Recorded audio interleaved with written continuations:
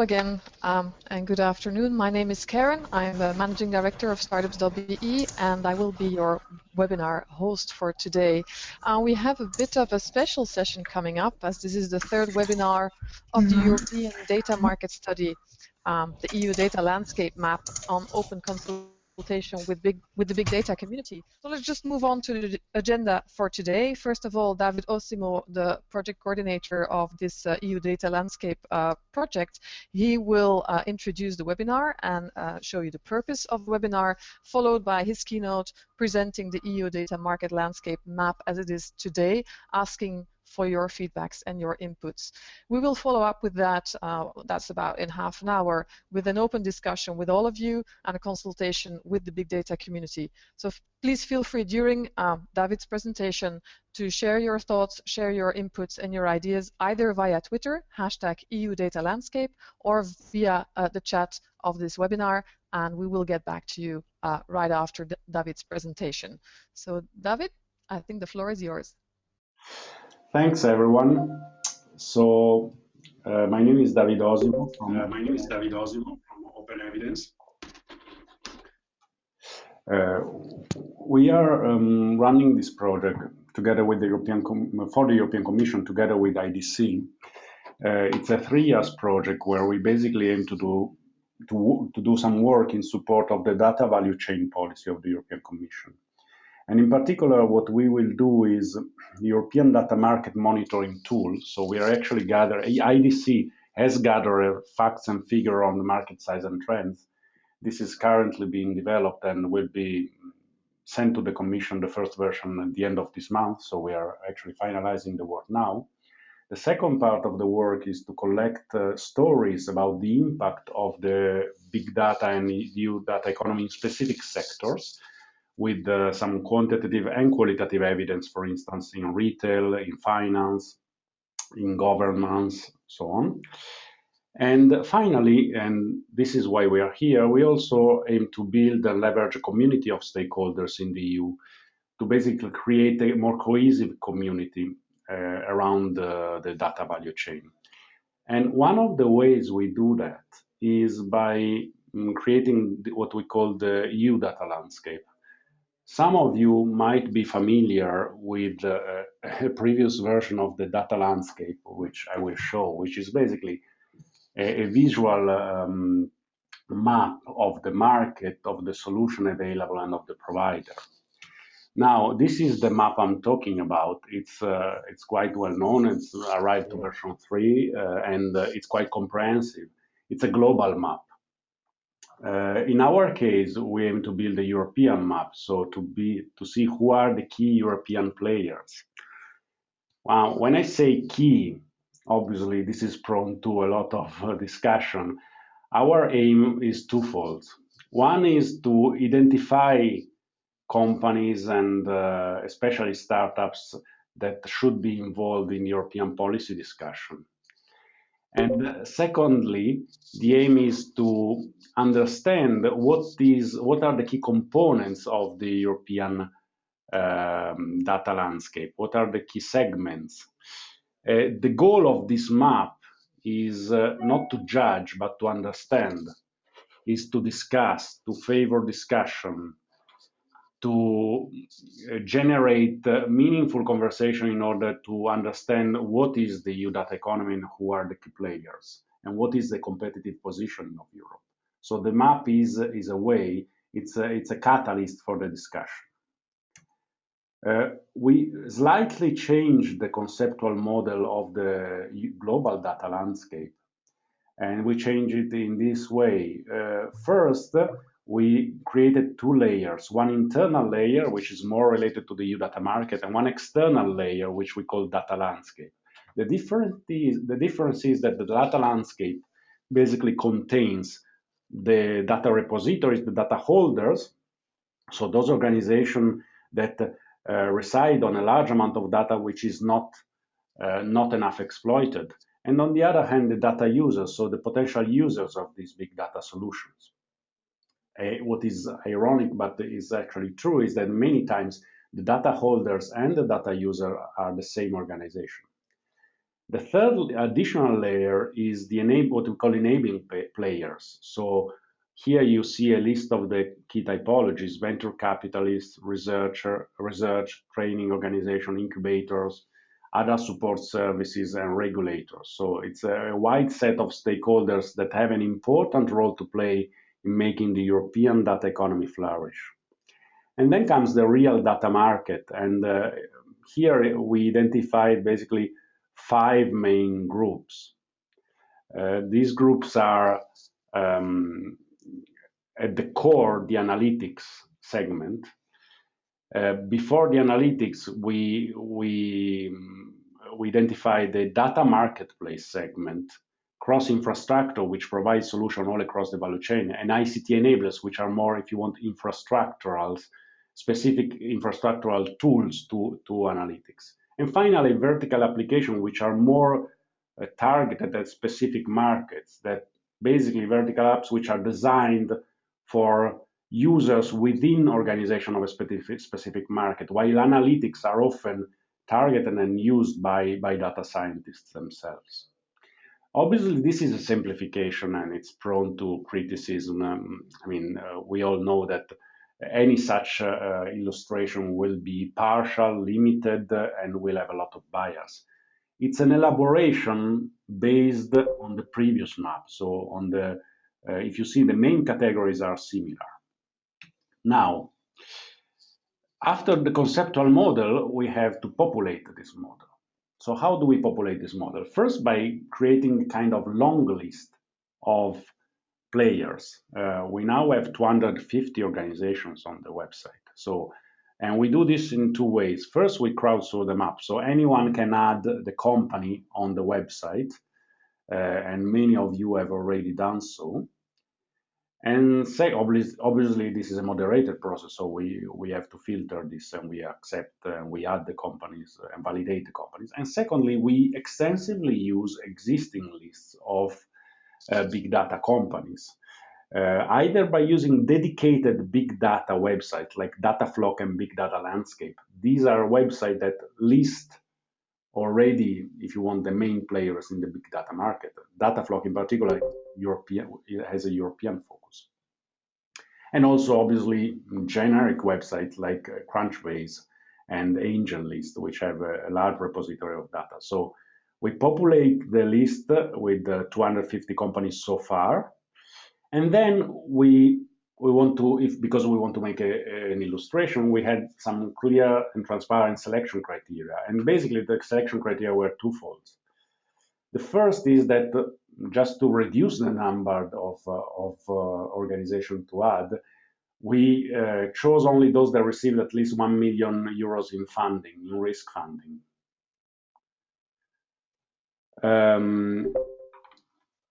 I see that someone has problems hearing, but since it's only one person, I assume that this works. Otherwise, people will write, I hope. So, Katerina, I think you have to check something with your own settings. Anyway, just for you to know, the full recording of this presentation, of this webinar, will be posted on our website, datalandscape.eu. So let's go back to how this map was built. So we selected only those companies that receive at least 1 million euros, and we added those that were included in the original map, in the original global map. So we judged that if the original global map included these European players, they have to be important and recognized. So we added it. Also, as you can see, this was a community-driven effort, so anyone can add a company. So far, 250 companies. Not only we ask you to provide, but we give back. And all the data are available as open data. You will see on a website, we have an open data section. You can export CSV, JSON, and other formats. This is on datalandscape.eu. So before we go into presenting the map, just let me anticipate some of the hits we will take from you. Some of the. So let's put this. We are aware of the limitation of this exercise. This is the first draft, and we are here to discuss it. This is a work in progress by nature. Obviously, there is a strong turnaround of companies. So company we added a few months ago came out to be bought or actually closed.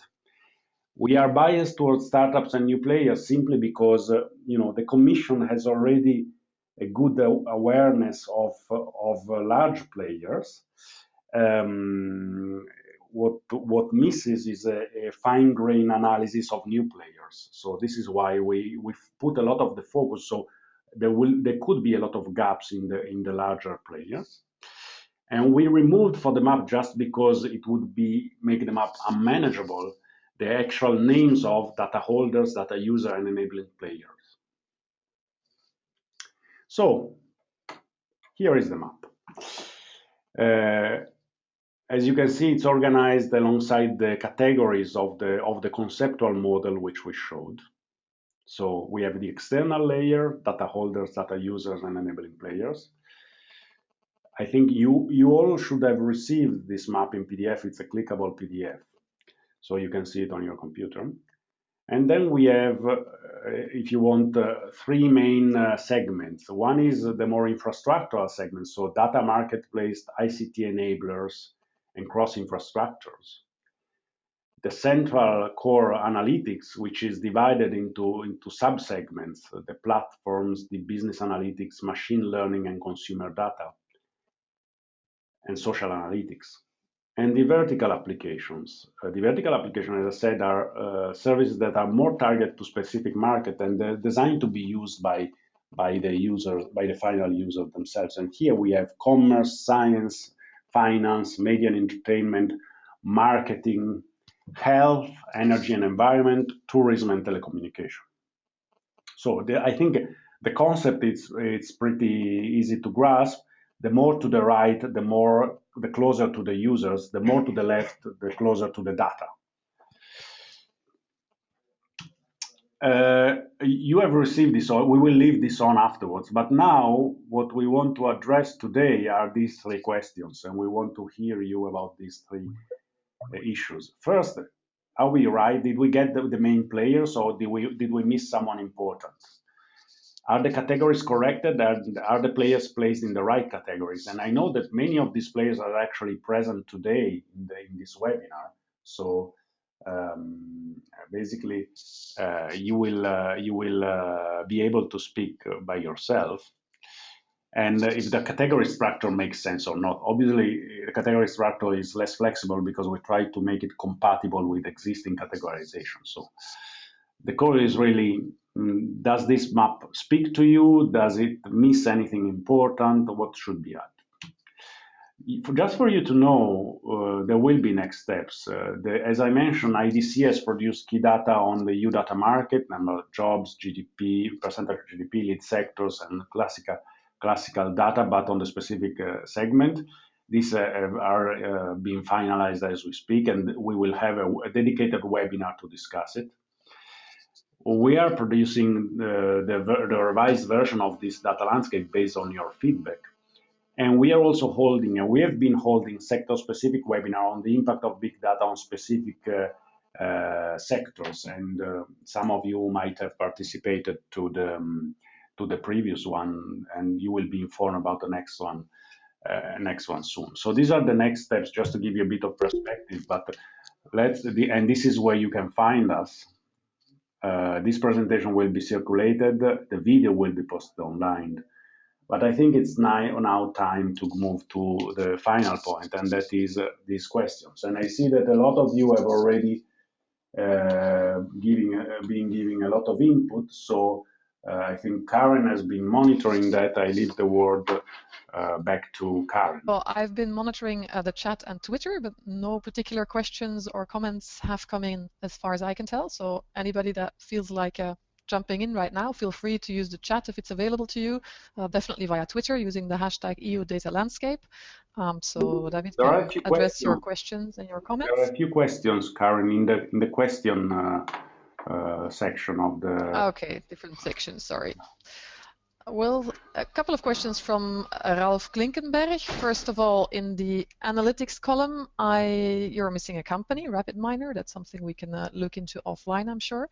And you're also commenting that according to Gartner and Forrester, one of the top 4 players in the advanced analytics and predictive analytics space. Another suggestion to look into. That's great.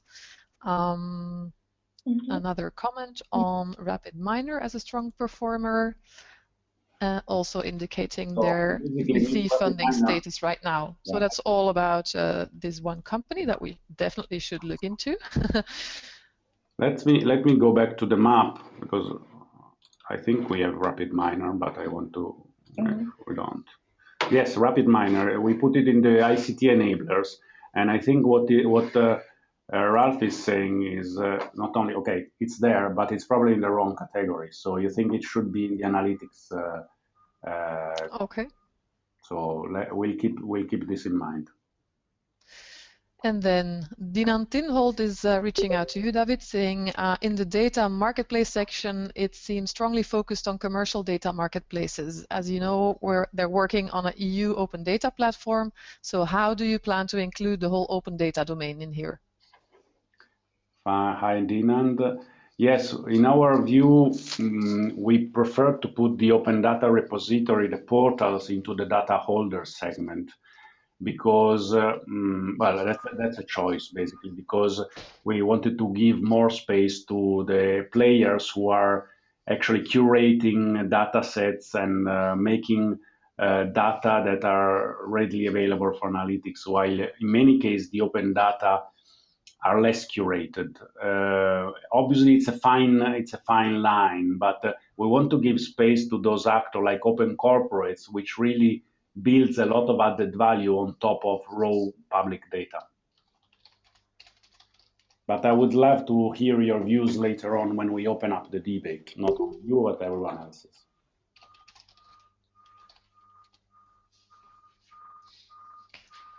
Okay. Any more questions that you would like to pose? Let me check the questions section. Nothing new there.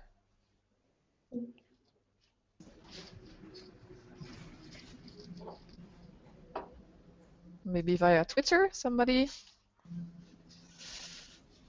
Dominic Tavasoli commenting great preview of the EU data landscape around the European big data landscape today.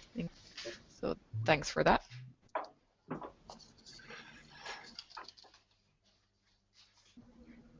Seems to be quite comprehensive, David, if we're not getting any additional questions. We can get killed right away, so I'll be happy to hear views how to make this better.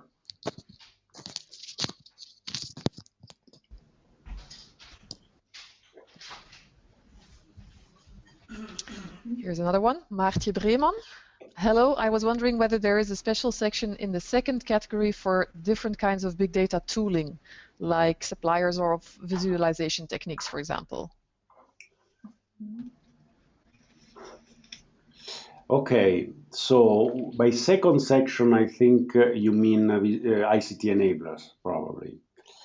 And yes, we put there providers of visualization, although obviously it's a bit, sometimes they also provide analytics, so sometimes it's different, it's difficult to divide. So in principle, if it's pure visualization is within ICT enabler, but I would love to have your specific feedback on suggestions on who should we put there and examples of pure visualization players. Now, of course, there is another problem, which is we omitted from this map open source products which do not belong to a specific company but to individual developers. Sometimes they are very widely used, but okay, that was a choice. I think, yeah. Thanks, Martin. And Dominic. Yes, Martin is commenting, David. Thanks for that, and she will get back to you on that with some examples later on. So. And also, I think Dominic is saying in terms of growth. Well, first, we don't in this work, which is not the work of IDC, we don't measure the growth of the market.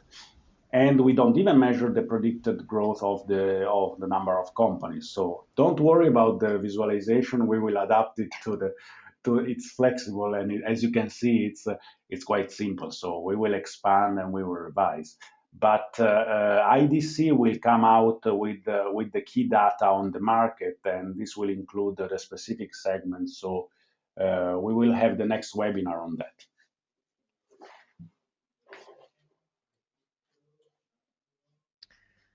Okay, David, thank you. I'm just checking to see if there's any additional questions on Twitter right now, but I don't think so. Anybody else? Yes, here we go. Another question from Dinant.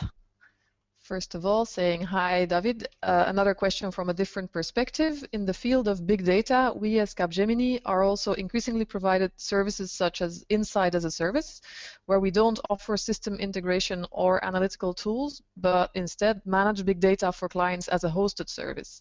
Where would you categorize this in the map?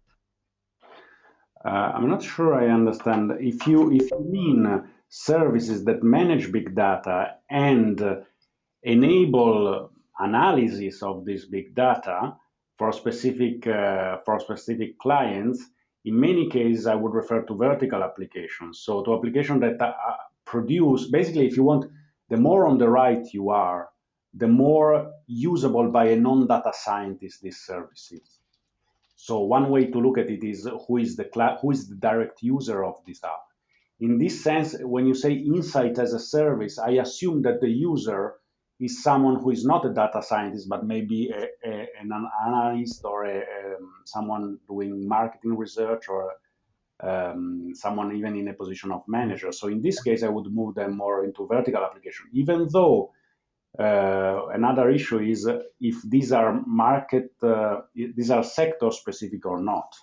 Obviously, if they are, okay, we are having the chat. So yeah, Dinant is, I think, explaining a bit that he means services where they don't offer the tool as such or the system, but rather deliver the insight as a service. So bringing tooling and data analytics, and the clients get the insights as the end product rather than the big data tool or analytical system. Yeah, I understand. So in this sense, you provide really a packaged services, and you provide also the data analyst. So I think, as I said, I mean, maybe you couldn't, maybe these are not vertical applications, but they are applications. So they are tools to be used by the final user, although they are not vertical in the sense that maybe they are not sector specific. I would place them rather on the right side. But I would be happy to, if you could send me the concrete example, I would be happy to look into that. Okay, thank you, David. And then another question has come in from Abhishek Nayak. Understanding that you mentioned academia as the enabling players in one of your previous slides, what do you think specifically about the role of academia in this big data landscape, knowing that there is a huge amount of ongoing academic research, obviously, on big data? I mean, obviously, as in every very innovative domain where research goes very much together with deployment, academia has a fundamental role, and research has a fundamental role in this place. And this is actually what the Commission is doing with the Horizon 2020. So I think it's a fundamental player, both in providing the workforce, because it provides data scientists, and in providing the tools and the methodologies. So in feeding each sub-segment of this.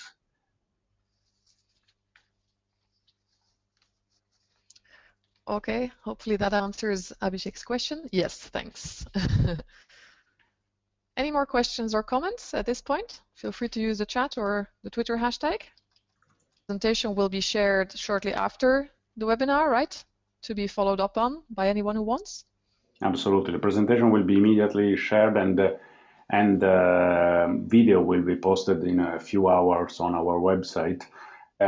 Karen, we also envisaged some time for people to present if they want to have some audio intervention. If there is anyone who would like to make a add something, yes. Yeah, we can give you the mic. just you can put it in the chat or in the question if you want to have the mic. So if anybody wants to add like a couple of comments or maybe a short presentation building on the content shared by David, now's the time. Martin is actually sending in another question right now. Are there any vertical applications tailored mainly at empowering the EU civil society, or are you concentrated mainly on for-profit data use versus for benefit? We don't. We are open to anyone. The only thing is that because one of the selection criteria for these, for limiting the number, is the amount of funding received, it might be that those who provide vertical application tailored to the civil society do not have the critical mass to attract this funding. However, this is not the only criteria. So if you have any suggestion, we will be happy to expand and include specific categories and then specific players that were not included so far. So I think, Maciej, if you could send us some example, or actually you ask if there are any. So we will also look into it ourselves and see if we can find any. Obviously, there are a lot of platforms that are also used by civil society, but I want to check if there are anything dedicated to it. Okay, David Dinant Tinhold is indicating that he would love to add a couple of points. Let me see if we can give the mic to him. He has the mic already. Yeah. Hey, David, can you hear me? Yep. Hi there. Hi. First of all, thanks for the update. Very valuable. Getting back to the open data side, and I mentioned this to Gabriele Catania from IDC as well. What we're doing for DG Connect to the European Commission as well is not just this pan-European open data platform, but as part of that, also this assessment of the economic impact of open data and what kinds of stakeholders are involved, and that goes from the holders to the intermediaries to the reusers. So just a general comment from my side. I think it's good to once that's in progress, and of course our project is 3 years, started January this year, but to combine those things as well, because you're talking with big data, which is probably 80% commercial and 20% open, but still on the open side as well, that you can leverage, and we at the other side as well, the insights from the economic studies we're doing there. Great, absolutely. So let's keep in touch on that. And obviously the stakeholders in many cases overlap, so let's make sure we map. I mean, our data, as you can see, are available for anyone to reuse. So feel free to use it to integrate your lists and your maps. Yeah, and again, there's the challenge, as you mentioned as well. You have the primary data holders, then you have sort of the data aggregators, then you have the data enrichers, so to say. So yeah, there's it'd be good to make to see where the distinctions between pure holders and the ones that actually do something with it, and which ones do more with the data. So that's a challenge we encounter as well. Great, absolutely, and let's work together on that so that we have a common definition. Yeah. Thank you.